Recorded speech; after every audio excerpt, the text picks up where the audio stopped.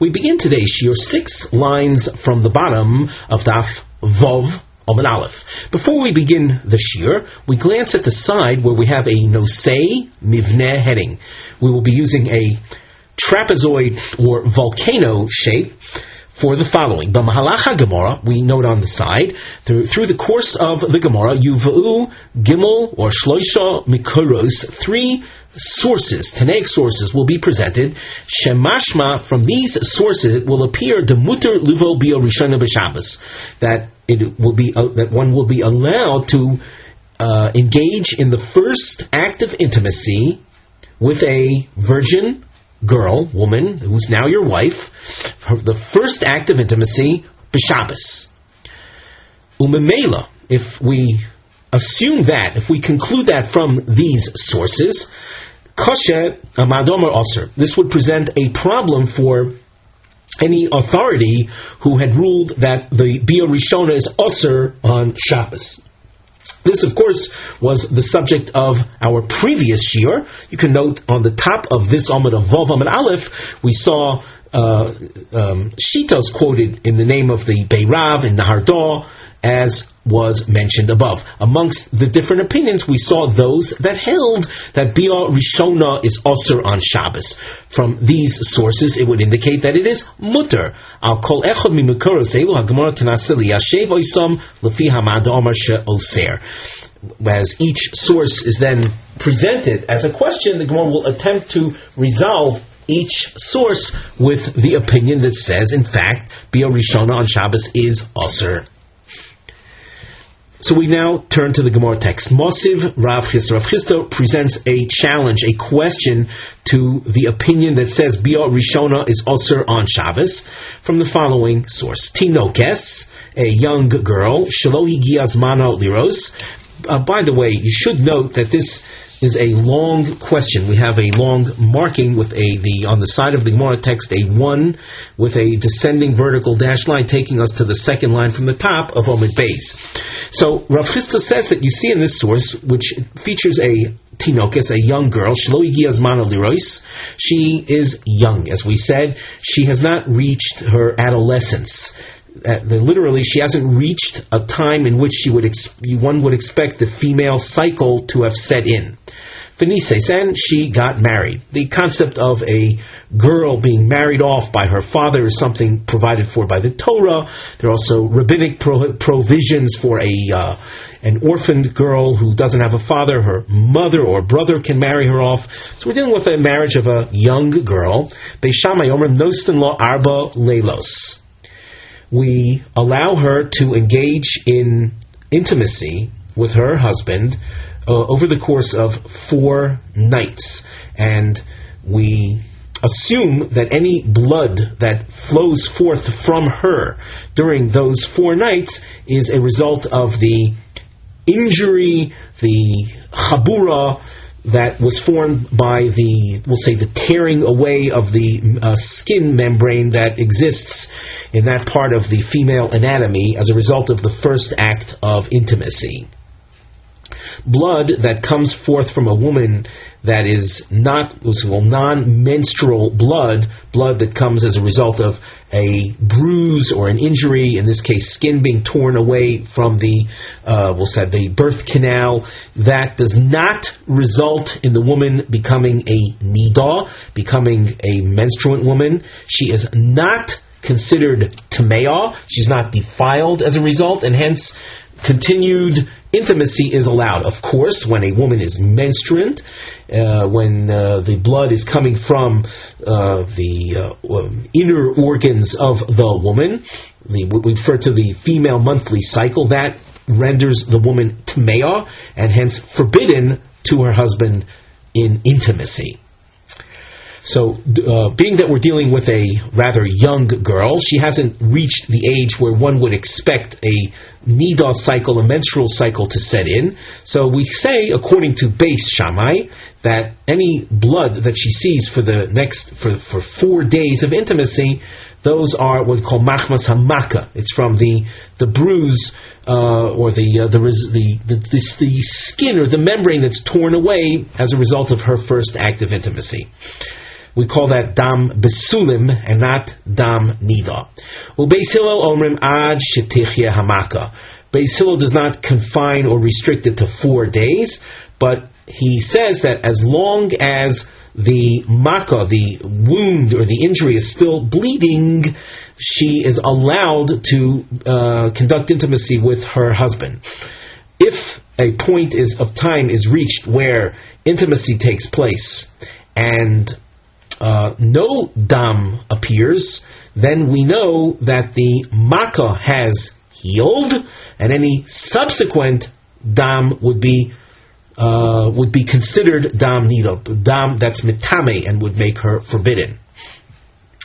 Higiyaz mano liros. Now we're dealing with a second type of girl. Here she's reached adolescence. She's reached adolescence, but has not experienced a regular cycle, a regular sighting of menstruant blood yet. Venises, and this girl who is, we'll call her adolescent, but she hasn't seen it, and she gets married. Beishamai omrim noisem lo lailo rishon. The first night she is given for intimacy, even if there are a number of acts of intimacy during that first night, it's okay, and we don't ascribe the blood to dam nida. Ubeis Hillel omrim ad motzoi Shabbos arba'a leilos. 4 nights until Saturday night, which if we assume they got married on Wednesday, so from Wednesday till Saturday night there are 4 nights: Wednesday, Thursday, Friday, and Saturday, and she is entitled to engage in intimacy with her husband over that period of time. Now, we dashed underline, you can see Ad Motzoi Shabbos Arba Leilos. We continue at the top of Omid Beis. My lav, is it not so, Di'i Lo Boal, that if he didn't have intimacy on any given night, Motzi Boil, Afilu B'Shabbos, he can have intimacy on the next night, even if that happens to be Friday night, it happens to be Shabbos. So what do we see? What are we describing?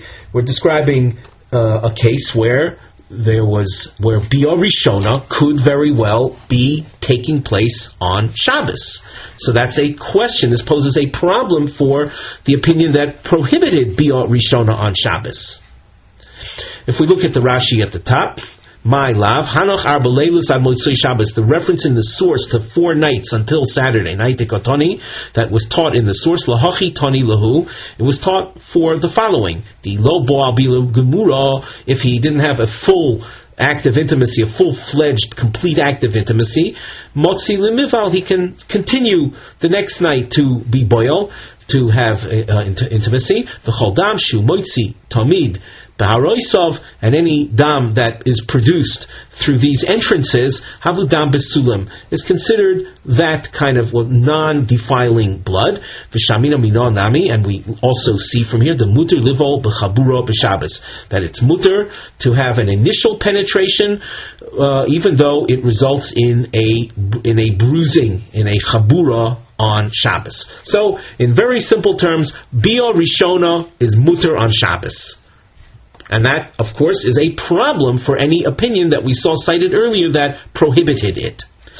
Omar Rava, Loi. Rava says, no, that's not the understanding of the source. Lebar mi Shabbos.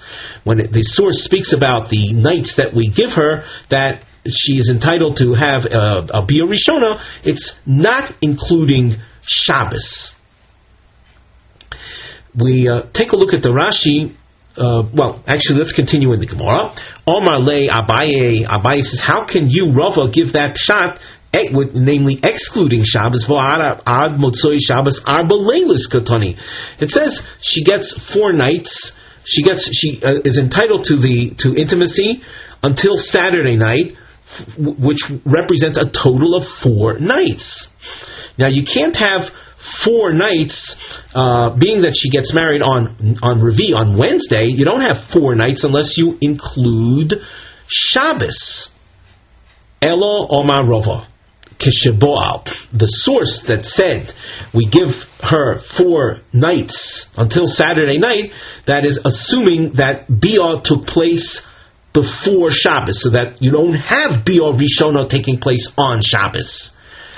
So that the initial Chabura took place before Shabbos. The Gemara asks, if that's the case, that Biur, that intimacy had taken place before Shabbos, and you're not telling me the heter of Biur Rishon on Shabbos, what's the point then? What's the chiddush? Why do you have to tell me that that she's entitled to 4 nights, which will include Shabbos, if it's not coming to reveal the chiddush that on Shabbos you can have the Biur Rishona? The Gemara answers. The answer takes a couple lines to develop. Komash Malon, the chiddush is the shori l'mival b'Shabbos k'dishmuel, that we're going to allow intimacy on Shabbos in accordance with the teaching, or the chiddush will be as a result of Shmuel's revelation. The Omar Shmuel, Pirza dechuka, a narrow entrance, and we're talking about the act of intimacy, the woman who already had experienced an act of intimacy prior to Shabbos. The opening there in the woman is considered a small pirza, small opening. Mutter likanes ba b'Shabbos. It's mutter to enter it. That's it's a euphemism for an act of intimacy, the male insertion. The afalpi shemeishir tzros, even though there is additional, literally knocking off of stones from the sides of the wall. We're describing a narrow entranceway as if you're walking into a very narrow alleyway and you're rubbing against the wall and knocking off stones. That's all a euphemism for the male penetration into this newly opened passageway that had been opened before Shabbos, but there are still, we'll say, little pieces of skin that are still attached that could be removed through this subsequent penetration. Now Rashi says shemeishir tzros, literally knocking off pebbles or stones. V'hainami, here too, with we'll call it the second or subsequent male intimacy, dilmo mechabel purta, there might be a little chavola. Chavola is like chabura, creation of injury, of blood flow. Umisfeiko lo asrinon le, but as it is a simple matter of doubt, maybe it won't happen. Maybe all the skin was broken at the initial intimacy. So since it's only a matter of doubt, we don't restrict him. Now the main point, again, we want to emphasize, the actual first penetration, the Biur Rishona, we're not allowing on Shabbos. The Tanaic source that spoke about the 4 nights from Wednesday till Saturday night, we entitle her to engage in intimacy and not worry about dam nida. And those 4 nights will include Friday night. That's assuming that she had Biur Rishona before Shabbos set in. And then you'll ask, so what's the significance of pointing out that Friday night is also a time that we allow? And the answer to that is based on Shmuel's teaching about the Pirza Dechuka and the possible additional bruises or created because of the narrowness of the opening. Mosiv Rav Yosef. We basically start all over again. We saw opinions that said that Biur Rishon on Shabbos is Ozer. We're going to present once again a source that seems to indicate Biur Rishona is mutter on Shabbos. The source says Chosan poter mikriyas shma laila harishon ad motzoi Shabbos im lo osa maisa. Chosan is a groom, the fellow, the man just got married. He is offered. He's given an exemption from reciting Kriyas Shema, the mitzvah of saying Kriyas Shema at night. The Laila Rishon means the first night, the night before he has had his first intimacy with this particular wife, with the Basula, the virgin wife that he just married. So the Chosan is exempt from the daily evening requirement of Kriyas Shema recitation, and this exemption applies until Ad Motzoi Shabbos.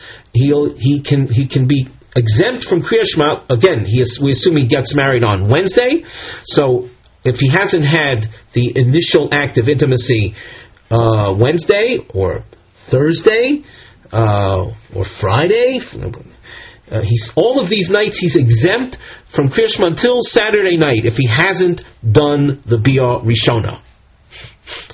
My love, is it not so? The Torah, he is Torah means he's preoccupied. He's incapable of saying the Kriya Shema with the necessary kavona, with the necessary intent and concentration.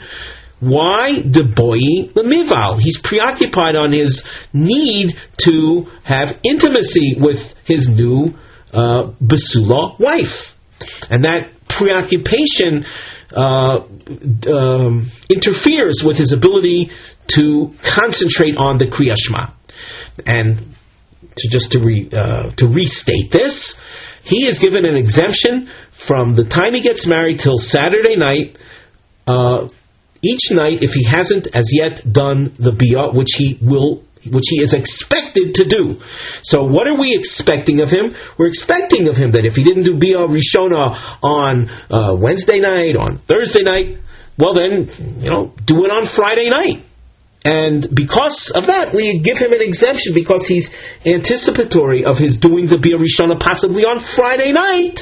So he's exempt from saying Kriya Shema. But for our purposes, what do we want to emphasize? That the halacha is recognizing his fulfilling Bia Rishon, his first act of intimacy on Friday night, which is Shabbos. So we allow Bia Rishon on Shabbos. This is a kasha, a problem for those opinions that said it's forbidden. Omar le Abaye, lo. Abaye says to Rav Yosef, who tried to show from this source that you're allowed to do Bia Rishon on Shabbos, not so. The exemption that we are offering him, which covers Friday night if he hasn't had Bia yet, the Torid, the low boil. He is preoccupied, he's incapable of reciting Kriya Shema because he's distraught that he hasn't done the mitzvah yet, the mitzvah of Bia Rishoni yet. So because he's mitztayer, as Rashi says, mitztayer shelo boal, because he's distraught, we're granting him this exemption. Omar le Rava. Rava raises a question. It's a couple of lines to develop the question. Rava asks Abai, are you telling me then that the Chazal are offering an exemption from Kriya Shema because one is simply distraught? Distraught is a reflection of a state of mind, but it's not a preoccupation per se with the impending mitzvah that he needs to fulfill in a positive sense. Distraughtness that we're describing here is simply a state of mind. He's upset that he hasn't done the mitzvah. So, because of being distraught, we're saying there's exemption. So, Omar le Rava umishum tirda potter, because of preoccupation with his distraughtness, we offer exemption. Elameato, if that be the case, then tovas vinosa bayam nami. If a man has invested in the shipping industry and he sees that his ship is sinking at sea, which will certainly bring on distraughtness. Hachi nami de potter. Are you going to say that too is in fact he is exempt from Kriya Shema? And if you say that simply being upset is the reason for exemption from mitzvos, the Omar Rabbi Abba Bar Zav, the Omar Rav, Ovel chayav b'chol hamitzvos u'mus b'torah. A mourner is someone who is certainly distraught. He is not exempt from mitzvahs. He's obligated in all the mitzvahs of the Torah. Now, there's a bracketed section that we put in brackets simply to de-emphasize because it could be a little confusing, but it's not. It simply says in the brackets, "Chutz min atfilin shneimar bon be'er." The Ovel, though we said he's chayav in all mitzvahs, including Kriya Shema, he's exempt from wearing tefillin on the first day of his mourning, because an ovel on the first day of mourning, the custom was to put ash on his head, and you wouldn't want to put tefillin, which is called pe'er, glory, on a place where there are ashes. But as I say, the issue of tefillin is not the focus right now. So what do we see from Rava's question? According to Abaye, the Tanaic source concerning the Chosan offered an exemption from Kriya Shema because he's distraught in that he didn't do the mitzvah. When it comes to Friday night, if he hadn't done the mitzvah prior to that, according to Abaye, he's not allowed to do Biur Rishona on Friday night, but nevertheless he's exempt because he's distraught in that he hadn't fulfilled the mitzvah till now. Rava says that can't be the basis of exemption from mitzvahs. Elo Omar Rava Tanoihi. Rather, according to Rava, the issue is a machlokes tanoim. The Sanya, the Tonachada, one source says, in lo osa maisa barishon, if he didn't do the maisa, the act of intimacy, the first act on the first night, potter af b'sheni. So he's exempt from Kriya Shema the second night. B'sheni, if he didn't do it on the second night, potter af b'shlishi, he's exempt on the third night. Now that third night is going to be Shabbos. V'tanya idoch, another source says, Rishon v'sheni potter, shlishi chayav. There is exemption on the first night and the second night, but the third night, which is Friday, which is Shabbos, Friday night, which is Shabbos, he is obligated, because Shabbos is a time that would be prohibited for him to do Biur Rishona. So Rava is telling us that the issue of Biur Rishona on Shabbos is a machlokas tanoim whether it's allowed or not. And if you see a source that indicates that one is allowed, so that would be in line with the first source that Rava cited just now, that there's exemption even b'shlishi, which is Friday night. The second source that's quoted here that says shlishi chayav, that's because Biur Rishona is Ozer on Friday night. So that the issue of Biur Rishona on Shabbos, Rashi calls bilas chabura, the biur that will create a blood flow. Is that allowed or not? That's a machlokas tanoim. And the source that says that it's not allowed, he is a source that will say, well, on that night, the chosan will have to say Kriya. He doesn't have the exemption of Kriya Shema.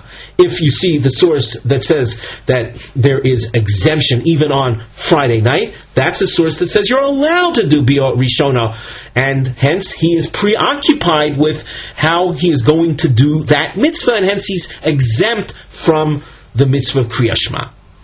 Abaye, now we turn back to Abaye. Don't forget, Abaye represented the opinion that no one will allow Biur Rishona b'Shabbos. But here we have a source, for example, the source that was quoted by Rava, the first source that we have listed as the Tonachada, seems to indicate that Biur Rishona is mutter b'Shabbos. So what does Abaye do with that? How does he understand these two sources? Again, through Abaye's eyes, no one is going to allow Biur Rishona b'Shabbos. Rava told us that issue is a machlokas tanoim. Abaye didn't seem to say that. So, what does Abaye say about these two sources? Hosamnami, he says, betirdo pligi. The issue between these two sources is, does tirda serve as grounds for exemption from the recitation of Kriya Shema? Now, I'm sure everyone is asking, but didn't Rava make a very strong case that tirda, being distraught, is not reason for exemption? So Rashi answers that question, and he tells us that there's a difference between the tirda of one's sinking ship and the tirda of not having fulfilled a mitzvah. If you are distraught because you haven't fulfilled a mitzvah, that is reason for, we'll say, that's a totally legitimate reason for being distraught, because you didn't do a mitzvah, and that's considered reason enough to exempt you from another mitzvah. However, when it comes to one's financial loss. Now, of course, it's a sad a matter if one suffers a financial loss. We're not here to make light of that. But nevertheless, that is not the same level of gravity as being distraught over the non-fulfillment of a mitzvah. And as a result of that, Abaye will tell you that if you are simply distraught on a matter that's optional, like the sinking of a ship, that is not enough reason to exempt someone from saying Kriyat Shema. We would tell a person like that, hey buddy, yeah, I know it's been a tough day, your ship just sank, but you've got to concentrate. You've got to get yourself together and say the Kriyat Shema with the necessary concentration. Sort of like saying, forget about the ship for a couple of minutes. Now, we're not going to say the same thing, says Abaye, according to one of these two opinions regarding someone who's distraught over not having done a mitzvah. We're not going to tell him, just forget about the fact that you didn't do a mitzvah. That's not something that we could tell someone, just forget about it for a few minutes. The lack of mitzvah fulfillment is a serious matter, and it's enough reason that if someone is distraught over that, to in fact exempt him from Kriyat Shema. So with that, we can then focus on Abaye, who says that tirda over the non-performance of a mitzvah, this is a Tanaic controversy. Does that pose or present reason for exemption from Kriyat Shema? According to the first of these two sources, it does. He's exempt because he's upset that he didn't do the Bia Rishona till now. According to the second source, no. Tirda is not enough of a reason to exempt him from Kriyat Shema. This individual hasn't yet done the Bia Rishona. But not to suggest that on that Shlishi, the third night, which is Friday night, we're not suggesting that he would be allowed to do the actual Bia Rishona. V'hani tanoi kihani tanoi. Rashi explains that this is Rava speaking. The Tanoim that we just saw through Rava's presentation, Tani Chada and Tanya Idach, these Tanoim are paralleled. The Machlokes Tanoim that you see is paralleled in the following Machlokes Tanoim. The Sanya. Again, the issue according to Rava is Bia Rishona b'Shabbos muter. So we have a source that says Hakrinis es Apsula lo yevol b'tchila b'Shabbos v'chachamim matirin. The Tanakama says that one who married a Basula, he should not do his Bia Rishona on Shabbos, and the Chachamim say it's muter. Man Chachamim, who is the Chachamim that allow Bia Rishona on Shabbos? Omar Rabba Rabbi Shimon he. The Omar Dover Shein Miskave Mutter. This is in accordance with Rabbi Shimon that says a forbidden result that came from someone's action without intention for that forbidden result. So that is mutter. That's allowed.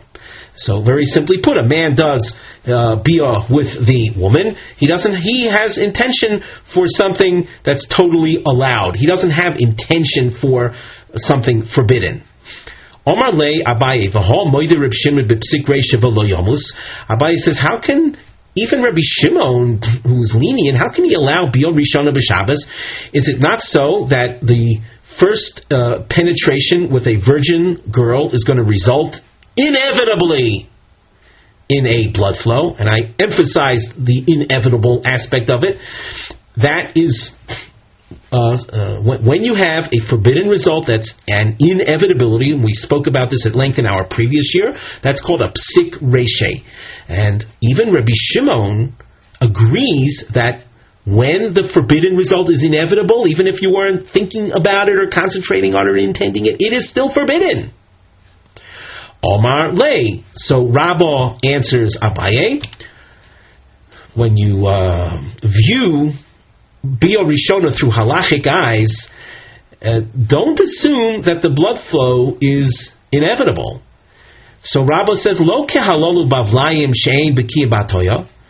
Not like the Babylonians that don't know how to have intimacy without causing a blood flow. Hatoya is literally tilting. It's a positioning of the man when he enters the woman in such a way that would avoid actually breaking the membrane and creating the blood flow. So Rabbo says, you Abaye, who presented Bia Rishona as an inevitable an action resulting in an inevitable blood flow, that's because you're coming with your Babylonian mentality, Babylonian approach to intimacy. So Rabba is saying, not like the Babylonians that are not expert in Hatoya, Eliyesh Bekin Batoya. There are those that know how to conduct the intimacy without causing the ripping of the membrane and the resultant blood flow. So we ask in Cain, Tored Lama, so if it's possible to have initial penetration without causing the blood flow, we'll say the pain and the initial pain to the woman and the ripping of that membrane, if it's possible then to do it in a very, we'll say, initial penetration, initial intimacy with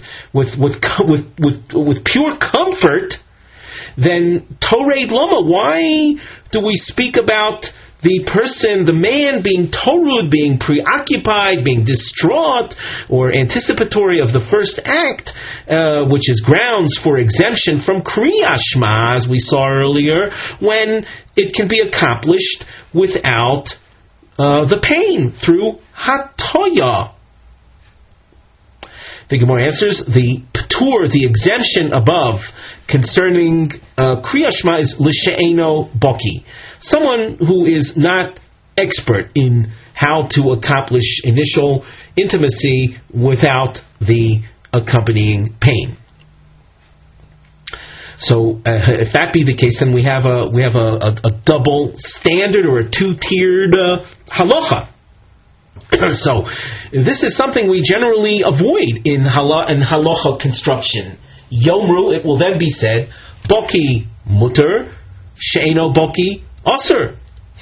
Should we then say that the Boki, the one who knows how to do Hatoya, he is allowed to do Bia Rishona on Shabbos, because in his case, the blood flow is something that is not an inevitability. And someone who is not Boki, so for him, we should then say it's Ozer for him to do Bia Rishona on Shabbos. So if Hatoya is the main factor here in allowing Bia Rishona b'Shabbos, so then the halacha should reflect this, as we just suggested, that those who are expert in Hatoya should be allowed Bia Rishon Shabbos, and those who are not expert should not be allowed. So how is it that there is an opinion that says in an unqualified fashion that Bia Rishon is mutter on Shabbos? The Gemara answers, Rov Bekian Hain. The majority of people know how to do Hatoya. Therefore, the Bia Rishona is not viewed as a psik reisha. It's not viewed as an inevitable creator of a wound. Omar le Rava bar Rav Chonon Labaye. Elo me'ato. Well, given that Bia Rishona is accomplished through Hatoya, there won't be any blood flow. Loma Shushbinin Loma Mapa Loma. We take a look at first. Maybe we'll just translate. Shushbinin are those people that accompany the couple. There is the couple who go into a private room for their first act of intimacy. After that act is accomplished, so Shushbinin, these are we'll call the accompanying individuals. They enter the room, and we'll see more about this in Rashi, what their role is. Mapa is the reference to a cloth. The cloth will reveal, let's assume we're dealing with a white cloth, a white sheet that if she was in fact a basula, the blood will appear on the white sheet, indicating that that this woman this is her first act of intimacy, not having had contact with any other men prior to this. This issue was, of course, prominent in our earlier shiurim. Of course, you can listen to them to appreciate the issue here a little more. Now, we must look at Rashi.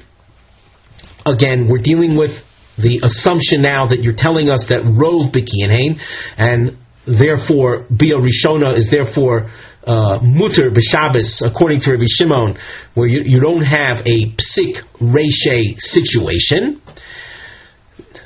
Now, that being given, we look at Rashi on the third line under the Gemara, Shushbinin Lama, Le'achar Sheish B'Kiyin, Livo Below Dam. Now that we've established that there are those that are expert in intimacy without creating a blood flow, Ha Desanya L'Kamon, that which is taught later in this parak, Hayamamidim Lem Shnei Shushbinin, two accompanying, if you want to call them, two guards are set up. Echad lo v'echad lo, one on behalf of the man and one on behalf of the woman. Kedei l'mashmesh is a chosim b'sakala, in order to, mashmesh is literally to feel them, to check them out, the chosim and the kala, klomar levakir achreim, to check out after them. Shalo yinagu ba ramos b'tainis besulum, so to forestall any possible trickery concerning the issue of the basulam, the evidence of virginity. This is discussed as Rashi points out later in the parak. These people are there on the spot to make sure that if there was a blood stain there, that the husband wouldn't, let's say, get rid of it and put in a false claim that she was not a virgin.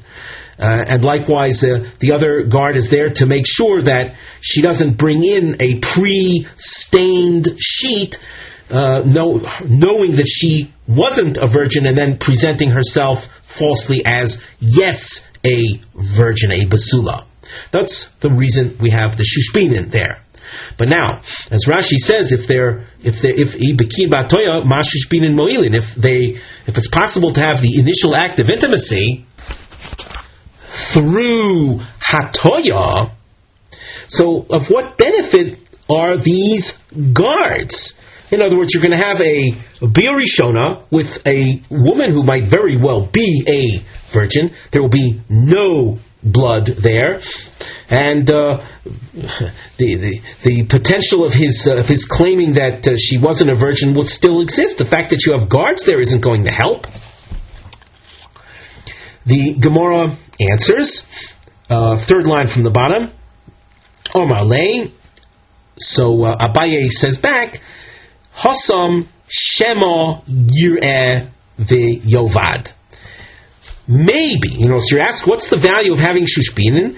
It's for the following situation where maybe he doesn't do hatoya, and she does produce blood, the sheet gets stained with blood, and he will hide the sheet, he'll get rid of the sheet, and then put in the claim, the false claim, oh, I didn't see any blood. You see, if he were to, if the bia took place with hatoya, and he would then claim that, oh, I didn't see any blood, she can say back, well, but I'm still a basula. So the shushbinin have a role to fulfill in the case that he didn't do it b'hatoya. And if he did it b'hatoya, as Rashi said, and then put a claim that he didn't see any blood, she would say back, well, you didn't create any bruise in me, I'm still a basula. So if we just go over the sugya that we've done till now from the second volcano shape, we brought in a source which seemed to demonstrate that Bia Rishona would be mutter on Shabbos. Abaye said no, that is not convincing. That source that spoke about the Chosan exemption from Kriya Shema is an exemption not because he's anticipating doing the Bia Rishona on Friday, but he's mitztayer, he's distraught that he hadn't done the mitzvah till that point. Rava, of course, challenged Abaye and said that Tirda being distraught is not reason for exemption. The Rava then went on to show that the issue of Bia Rishona on Shabbos itself is a machlokes tanoim. Abaye, in relating to that machlokes tanoim, said no. Their issue is not allowing or not allowing Bia Rishona on Shabbos. Everyone would prohibit Bia Rishona on Shabbos. Their machlokes is concerning tirda over the lack of mitzvah fulfillment. Is that reason for exemption? The Gemara continues, Mosiv Rabbi Ami. Again, note that we have a long question. It takes us to the top line of Omid Beis. And in following our marking scheme, we realize that Rabbi Ami is going to be showing us a source that would seem to indicate that Bia Rishona is mutter on Shabbos. This, as we said before, presents a problem for those that had ruled Bia Rishona is Ozer on Shabbos. Mosiv Rabbi Ami, Hamafis Mursa b'Shabbos. One who presses out a pus accumulation on Shabbos. So a person has a pus inflammation, a pus pimple, and he squeezes it out. That's mafis mursa. Im lasos lo peh chayav. If his intention is to create an opening in the skin, if that's what his intention is, then chayav. If he does that on Shabbos, he is guilty of a Shabbos violation.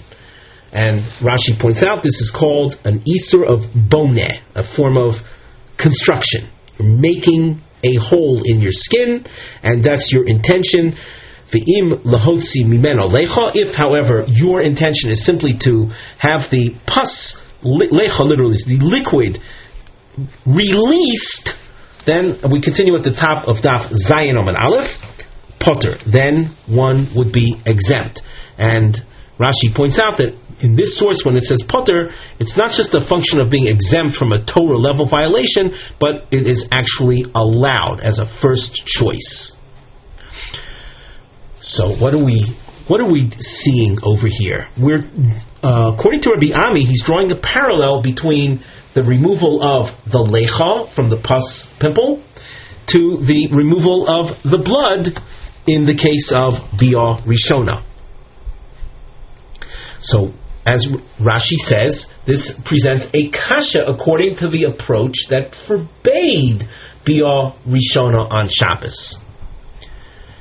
The Gemara answers that there is a qualitative difference between the release of pus from a pus pimple to the release of blood from the woman in breaking the basulim. Hasam pokid v'okir, hacha pokid v'lo okir. In order to appreciate this a little more, we look at Rashi.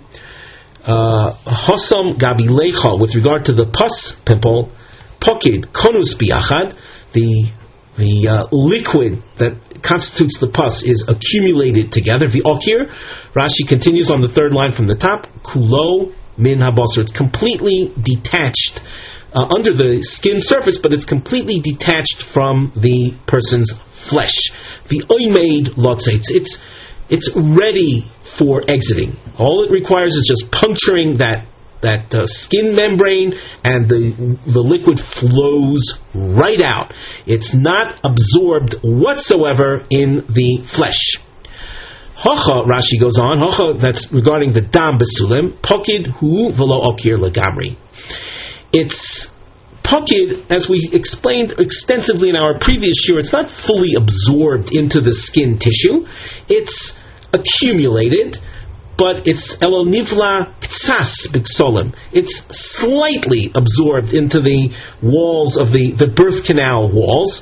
Afal Pi She'eino Mechuber K'Shar Dam U'Eivorim Elo Konus, even though it's not the same level of absorption or attachment to the body as other limbs and their blood content.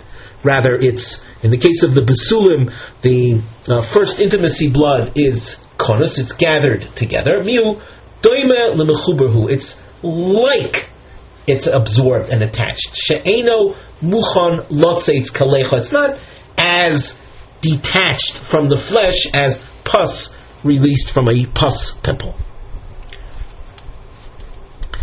So as far as the kasha that Rav Ami raised, trying to demonstrate that Biur Rishona should be mutter on Shabbos from the case of Mafis Mursa, the Gemara says that's not convincing. The case of Mafis Mursa is much easier to allow, whereas by the Dam Basulim, since it's Pokid Velo Akir, we're not going to be so quick to allow Biur Rishona on Shabbos. As you can see, we have triangles, and on the side of the Gemara, the Nosei Mivneh heading appears, and at times, even though we're in the Daf Yomi mode, which would indicate that we've reached the end of our quota, we find ourselves in the middle of a discussion, and hence we're going to continue today's shiur down into the wide lines that you see here on Zayin Amud Aleph. The triangles that appear in quite abundance on this Amid appear in two different directions. These are piskei halachas, these are halachic rulings. Mutter or osur livo b'tefillah b'Shabbos.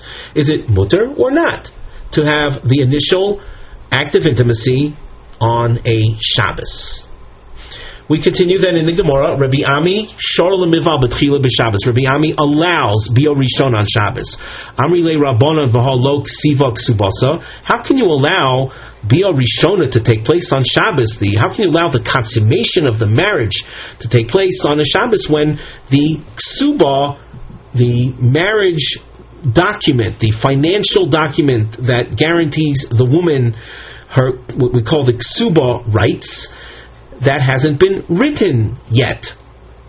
The understanding is that just after the Biur Rishona takes place and the man establishes that she is in fact a basula, so the marriage document with the required money amounts are therein to be written.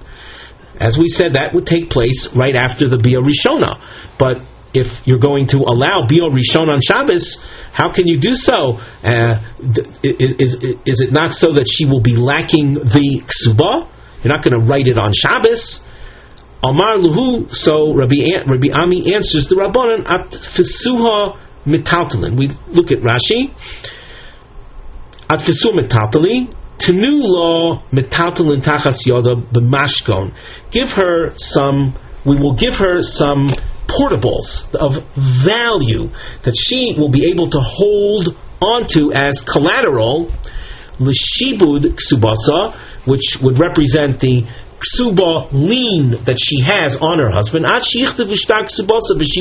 until they eventually write the formal ksuba document which entitles her to have a lien on his land property.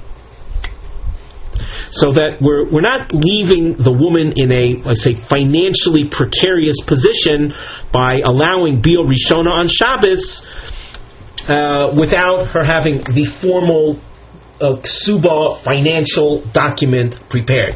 She will be given portables of value to possess as collateral in the meantime. Rav Zvid shor lemival b'tchila b'Shabbos. Iko diamri Rav Zvid gufei boal b'tchila b'Shabbos. Another version of this is that Rav Zvid himself had fulfilled his own personal first act of intimacy with his wife on a Shabbos.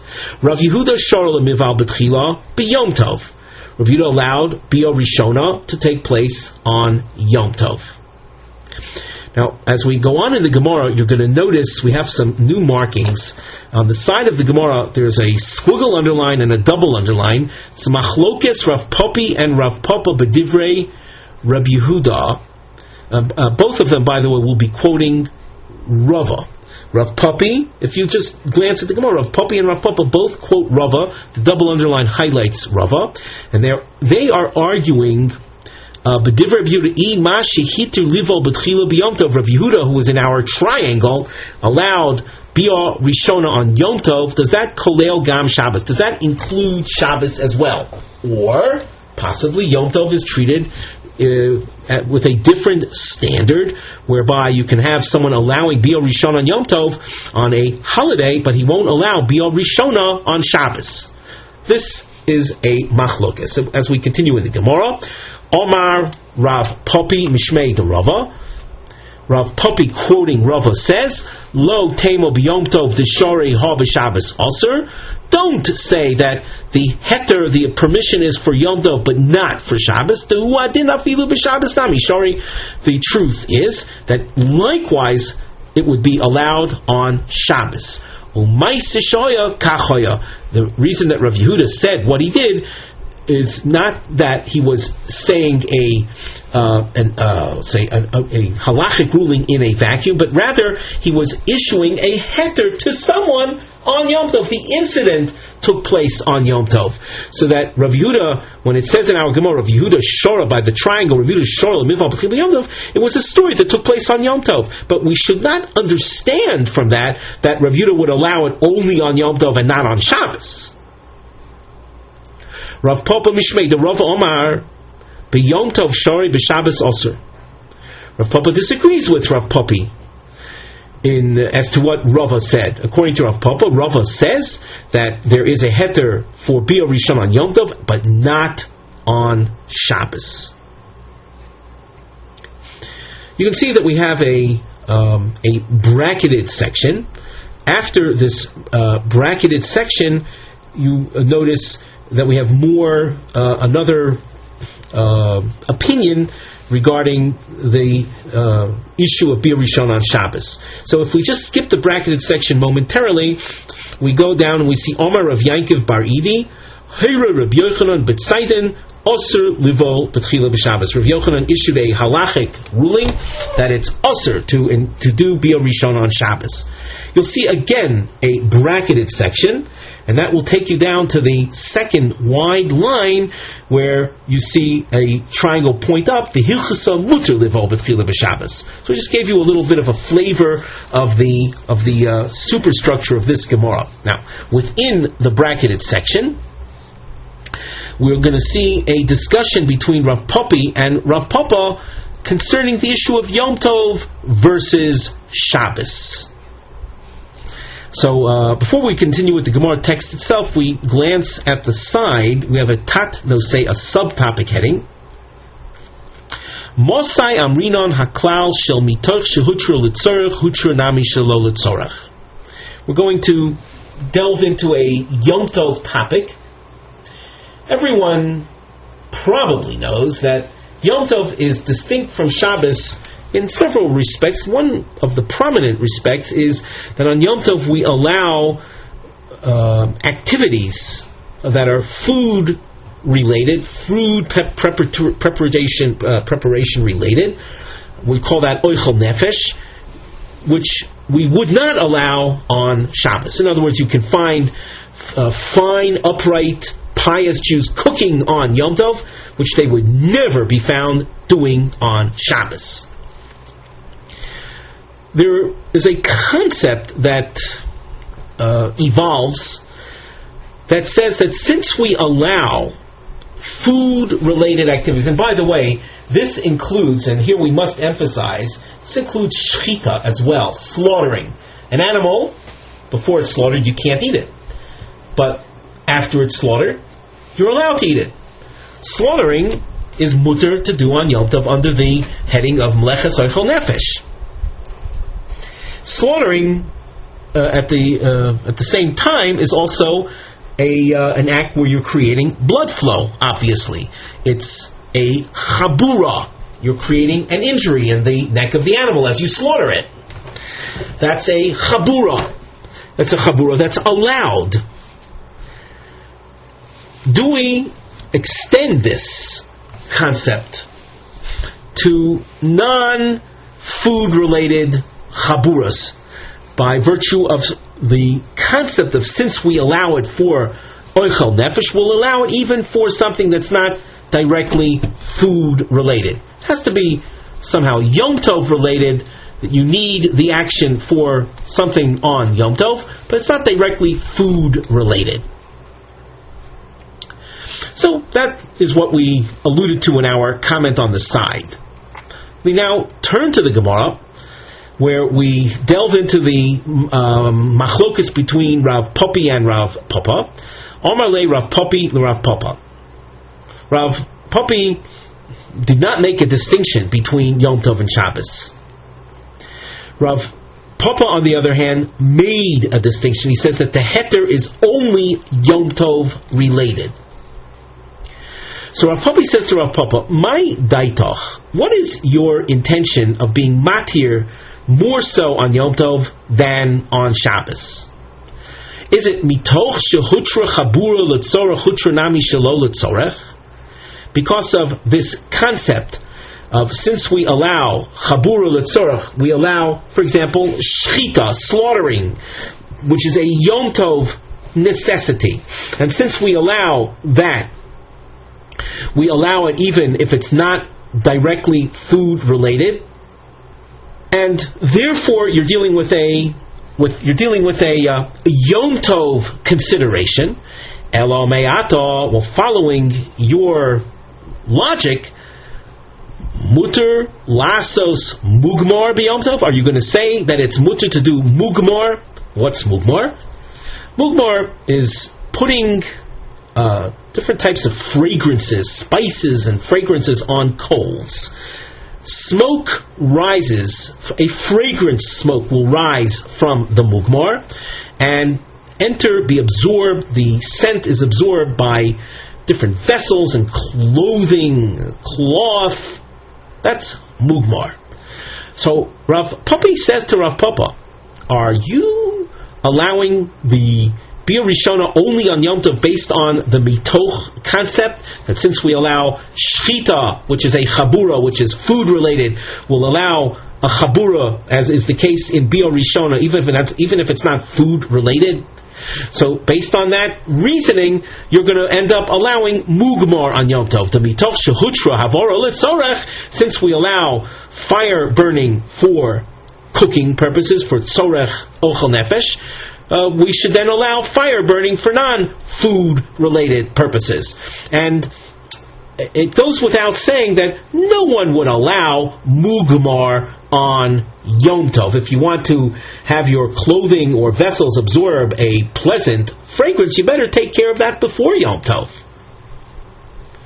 But Rav Popi is saying to Rav Papa, if your heter, which is strictly Yom Tov related, is based on this mitoch concept, mitoch meaning since we allow it for a food-related purpose, we can allow it for non-food-related purpose, then by logic we would extend that to the case of mugmar.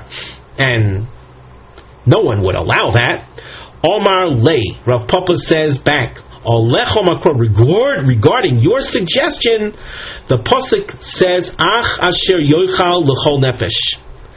And from this we learn, this pasuk deals with that which you're allowed to do on Yom Tov. Dover hashove l'chol nefesh. Something that is needed equally by all. Something that is of benefit to all in an equal fashion, that is the kind of malacha we'll allow on Yom Tov. Of course, if it's food related. In that spirit, biyah, act of intimacy, is something that's relevant to all, but mugmar is only for mefunakim, people that are very delicate and fastidious, finicky people. They are the ones that would insist on mugmar, not the general public. So based on the pasuk then, Rav Papa tells us, makes a clear distinction between our approach to bia versus the approach to mugmar. Omar lei Rav Acha brei de Rava. Here's a question that lasts a couple of lines. Rav Acha says to Rav Ashi, Elo me'ata, according to what we're saying now, that the Dover Hashava L'chol Nefesh, Nizdami Lo Tzvi B'Yom Tov, someone chanced upon a deer animal, on Yom Tov, Hoyel V'Eino Shava L'chol Nefesh, Hachi Nami D'Osur L'Mishkatei. Since it's something that's not common to all, are you going to tell me that slaughtering a deer on Yom Tov would be forbidden? And we know that's not true. But according to Rav Papa's response, only something that's shava l'chol nefesh, something that's equally enjoyed equally by all, only that kind of thing is mutter. A deer is, would say, is a fairly uncommon type animal, hence it's hard to classify it as shava l'chol nefesh. The deer, of course, is an animal that lives in the wild, and until you finally catch it, it's not so easy. It's not something that people in general benefit from. So are you going to tell me then that it would be also if someone does happen to have a deer, he's not allowed to slaughter it on Yom Tov? Omar lei ano dovar hatsorech l'chol nefesh koamina. When the pasuk says things that are food related are allowed on Yom Tov, the pasuk is allowing things that are of a need to all. Tzvi tzorach l'chol nefeshu. The tzvi, the deer, is a type of meat.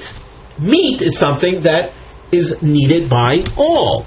So that the slaughtering of the deer is not parallel to the case of mugmar.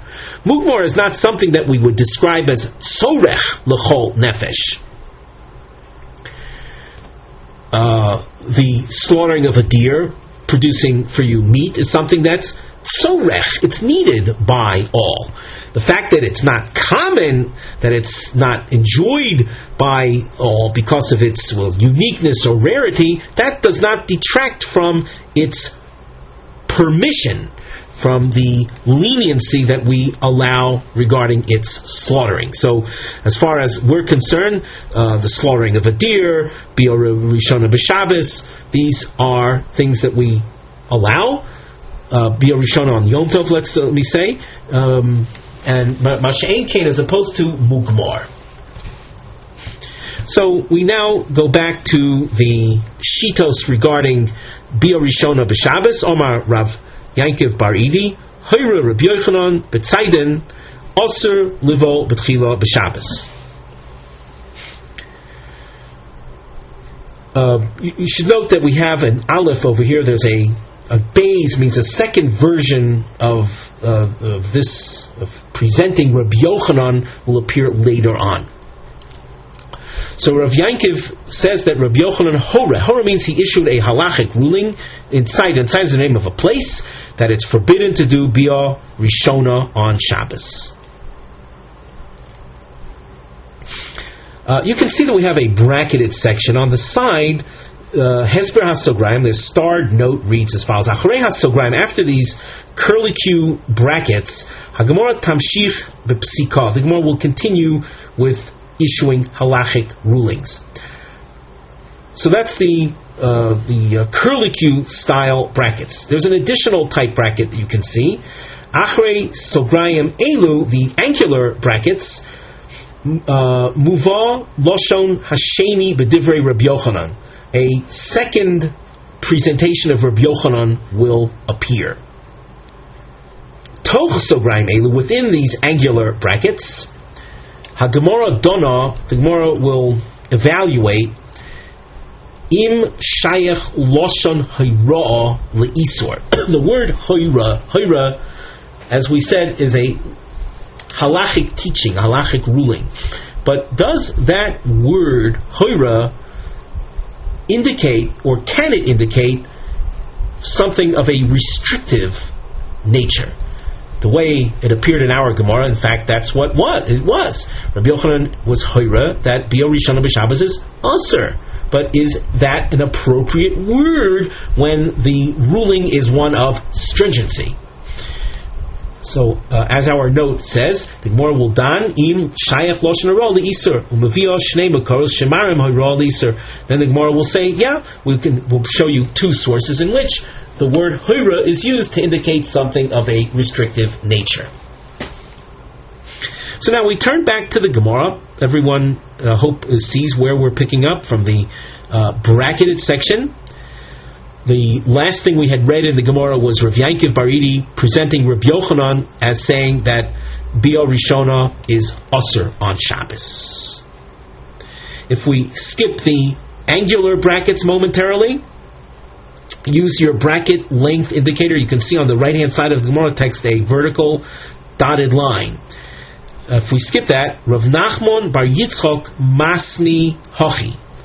Rav Nachman Bar Yitzchok presents this in the following way. Omer Rabbi Avo, Shoal Rabbi Shmuel ben Yankiv de Minsur as Rabbi Yochanan Betzaiden. Rav Yishmael from the community of Tzur asked Rabbi Yochanan in Tzadin, Vano Shami, and I heard it, Mal Livo B'tchila B'Shabbos, is it mutter to do Bi'or Rishona on Shabbos? V'Omar Lei, and Rabbi Yochanan said, Ozer, it is forbidden. So you can see that in both versions, Rabbi Yochanan is consistent with his ruling of Bi'or Rishona b'Shabbos as being forbidden. And we had not underlined the word Ozer in both versions so that you can see immediately the consistency. Now let's go back to the beginning of the angular section of brackets. Having heard Rav Yankiv quote Rabbi Yochanan using the word hoira Rabbi Yochanan, resulting in a restrictive ruling, is that possible? The Gemara says, yes, the word hora can appear in the context of a ruling of stringency, v'ha'tanan, as we see in the following source. Hoiruha beis Hillel shetei nazira oy sheva shonim acheros. The details of this source are beyond the scope of our shiur today, but for all we have to see here is that Beis Hillel had issued a ruling that necessitated the subject of that source to observe an additional 7 years of Naziriteship, which represents restriction, non-consumption of vine or grape products. A Nazir is famous as being forbidden in drinking of wine, other restrictions as well. But it represents an area of stringency, of restriction. And in that very context, you see the term horuha being used. So we have hoira le'iser, v'inami hihadesanya. Alternatively, you can see in the following source, likewise the word hoira appears. You'll see it's dashed underlined 2 lines later from here. It says here, chut hashedr shenifsak berubo divrei Rebbe. This source deals with trephos, disqualifying features in animals regarding their permissibility of consumption. So a chut hashedra, a spinal cord, if the majority of it is cut in an animal before it's slaughtered, that animal is a treifa. Rav Yankiv Omer afilu nikev, and Rav Yankiv is more restrictive, even if it's not majority cut open, if it's merely penetrated. Nikev is a hole in it. It is a treifa. Hoira Rebbe, Rabbi Yankiv, and Rebbe himself, he ruled like Rabbi Yankiv. Rabbi Yankiv represents a more restrictive ruling in this context. So you see the word hoira used with regard to restriction. Omar Rav Huna, ein halacha Rav Yankiv. Rav Huna was an Amora. He takes issue with this restrictive ruling and says we do not follow Rabbi Yankiv. The issue, though, is not germane to our sugya now, the issue of treifas, that of course we discussed in Maseches Chulin. Rav Nachman Bar Yitzchok Masni Hochi. Rav Nachman presents the ruling of Rabbi Yochanan in the following fashion. Omar Rabbi Avo. Shal Rabbi Shmuel ben Yankiv the Mitzuras Rabbi Yochanan b'Tzaydin. Rabbi Shmuel from the city of Tzur asked Rabbi Yochanan in the town of Tzayden, Vano Shami, and I heard it, Mal Livo B'Tchila B'Shabbos, is Bia Rishona allowed on Shabbos? V'Omar Le, and Rabbi Yochanan said, Ozer, it is forbidden. The Hilchos on the Gemara concludes Mutter Livo B'Tchila B'Shabbos, that in fact it is mutter to do Bia Rishona on Shabbos. The heter, of course, if you wanted to explain it in detail, that would require going back over the last two dapim of Gemara in order to explain what the heter is based on.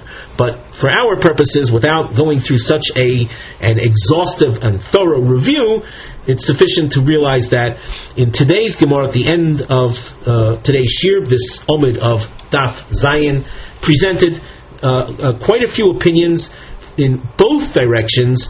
Do we allow Bia Rishon on Shabbos or not? The Gemara itself concludes that it is mutter.